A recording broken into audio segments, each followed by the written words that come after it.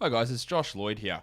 Just going to go through a few features on the Basketball Monster website over a course of a couple of videos. Today, what we're going to be looking at is the display other values, which you can find on numerous different screens. So you can go in here on the player rankings screen, you can see display more values, you can look at it on the projection screen, you can see display more values. It's around most of these places. So you see here, display more values, and then it brings up a bunch of options for you. So what this enables you to do, so we're looking here, this is my standard, this is the rankings from last season per game basis. I have a whole bunch of categories in there, then I punt them all off because I don't want to have that value, but just so I can look at all the numbers. That's how I set mine up for a analysis point of view, not for running a league, but ignore that part. So what we do here is you've got all your numbers, you've got your per game value, you got your rankings, all that sort of stuff is sorted. But then you can do comparison columns, and that's what the display other values does. So if we do select a value to add, we go in and click this box here, and all the different things we can bring up. So I can bring up, I'm on the rankings page here, I can bring up an extra value of Josh projections, right? And then these are the different things I can do. So I can use my projection value, and I can do I want my projections on a per game basis, on a per game basis, on a per minute basis, or on a value 30 basis. In general, I'm going to be looking at value 30 is what that player's numbers would be if they played 30 minutes and every other player were projected as they are. So where someone like a bench player would slot in if they moved into a 30-minute role, which is not 100% because, of course, when players move into different roles, usage and efficiency and role and all that sort of stuff changes. But it gives you a good idea. Anyway, so what we do here, I'm going to do it as per game, right? And then over here, I've got different options that I can do.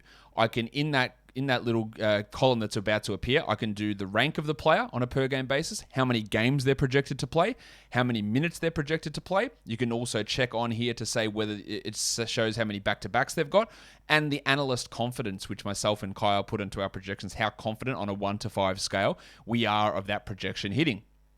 So in general, I usually would want to look just at rank and at minutes. The games doesn't worry me quite as much. I more look at rank and minutes. So if I do that as an add value, you'll see a new column appear. So we've got the value here. Jokic last season, 1.22. He was ranked first in category. Steph Curry was 1.08 with rank 2, etc. And then in this column here, it says Josh G. This is my extra value. This is the projections for this upcoming season.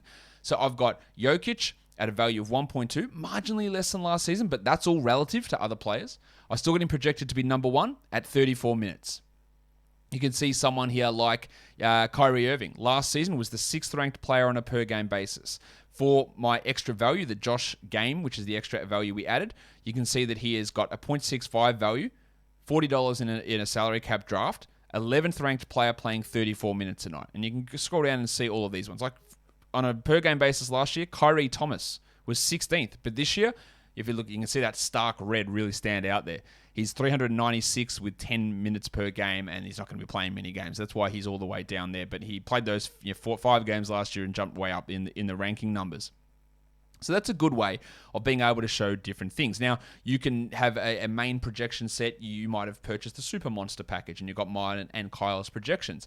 So you can go onto the projections page over here, which is going to use my projections. You can go to display more values. Now, because I just set that up as Josh projections, and now I'm on Josh projections, there's no point having that column because it's going to be the same as what the projections give me because it's the same page I'm on. So I'll delete that one. But what I can do is I can go in here and I can do Kyle projections. And I can look at Kyle's projections on a per game basis, showing rank and showing minutes, and add that on.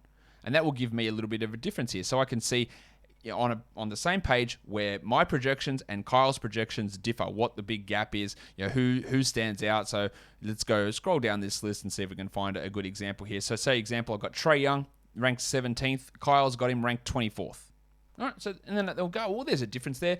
Let's dig in and click on Trae's page, and we can see what the difference is. How does Josh view it differently to how Kyle views it? So that's another option you can do. The other things we can do here, we can look at short-term projections. We can look at next week projections. Now, all this stuff will come in once we get closer to the season and we've activated our daily projections. But what you can do is on the projections page, you can see their season-long stuff, and then you can have a look at what they do for the next week. And again, the same thing. How many games? Is it per game? Is it total for the week? Maybe you want to click it for next week value to total. So you're taking into account the actual schedule and the games they play. And that will then show you a player that, and you're looking for color differences as well. So you're looking for if the color differences between that punt column and your extra value column is stark, then maybe there's a big boost or a big drop based on what's happening in that extra column that you've done. So you can add next week. You can go all the way into the playoffs and have a look to see in the fantasy playoffs, that is, how does that player project out in the fantasy playoffs? That's, when you're looking at that in October, that's pretty hard to do because we can't project game by game basis in the fantasy playoffs. But giving you an idea of playoffs, and you can set it as total value, that might get you an idea to take playoff schedule into consideration and the value of that guy. You can use a short term, which is like a 3-week projection from that date. So it's a little bit more than, say, the next week, but when a player is injured, are they likely to have, or they're replacing an injured player, you've got an ability to look at how the short-term boost or a short-term detriment to a player's value might look at as they're returning from injury, for example, as well. So there are different things you can do. And also you can do on this projections page, player ranking. So I can have a look here. All right, what season do I want to use? I can either use the current season when we're going to see, this is what we're projected forward for this player to do, but what's also already happened this year, and we can contrast and compare those two. At this point, I'm not going to use 21-22 because the season hasn't started. So I'll use last year's rankings. I'll do it on a per game basis, and I'll show the rank, the games, and the minutes played. And I'll add that as an extra column. You've got Kyle's column there, so Kyle's projections, and then also what happened last year on a per game basis. We've got the values there. So it's just extra bits of data that you can take a look at. And we have a look here. Jason Tatum, for example, last year, 0.55 value, number 14 ranked player. But I've got him at number 8. Kyle's got him at number 6 for this season. So we're expecting a bit of a jump forward from Tatum based on last year's numbers. So that's another way that you can use this extra value setting to really change your projection page, your rankings page, just getting other bits of data in there. But pretty much appears on most pages.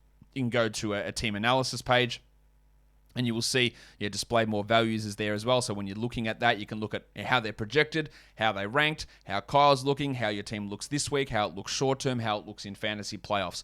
All of those things are available across all of the pages. So you're looking at total value or per game value, depending on how you want to set it up, what's best for you, that's fine. Now, if I was setting it up for how I would do it, this is the way that I would look at it. So in general, I'll delete those and set it up when I'm looking at my projections page. What I would do is I would go in and choose player rankings.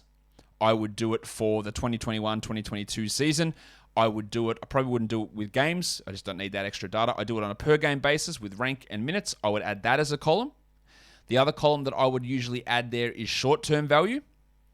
Over the next 3 weeks. Again, I don't really need to look at games there. I look at rank and minutes and add that in as well. So that gives me a couple of things. Now, of course, those columns are blank at the moment because the season hasn't started, but that is the way that I would set up my projections page once the season is done. In the preseason, the way that I would set it up is by having Kyle's projections, if I'm a Super Monster member, and having rankings from last season in there as well, giving me just multiple bits of data to take a look at. And when you're perusing projections and perusing all these things, it gives you ideas. When something doesn't look right, go and have a look why. Why is there a change? Is that off? Do you agree with it? Do you not agree with it? There are a bunch of different ways that you could go ahead and do that. So that's how to use the display other values function across multiple Basketball Monster pages. So whenever you see that, wherever you set it, it will stick across all of those pages, but you can make adjustments based on what page you want to use it. But when you're on different pages, you will see those options appear, and it just gives you something else, an extra set of data, an extra data point to pay attention to when trying to value your players heading into fantasy drafts for this upcoming season.